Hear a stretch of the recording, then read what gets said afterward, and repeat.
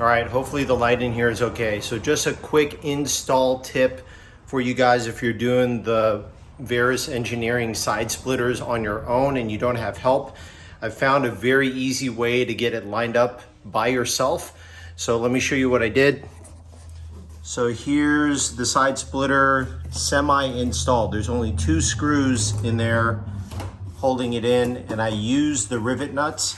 So what I did is I did this back part first because it's very easy to line this up with the back part. And when you look underneath, you'll see there's a cutout that lines up perfectly with the underside part of the car.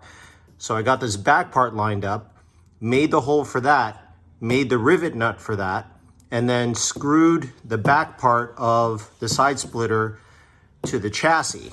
Then that puts the side splitter on a swivel, and then that back part will stay lined up. I can move the front part to where it needs to be, and then it makes it easy to make the hole for that. So then I made the hole for this. I put the screw in. Now that's holding the splitter in place. And then I continue to mark the holes for the rest of the splitter. Now it's real simple. I just unbolt this, swivel this out of the way, make the holes for the rest of them, put the rivet nuts in the rest of them, and then we're done.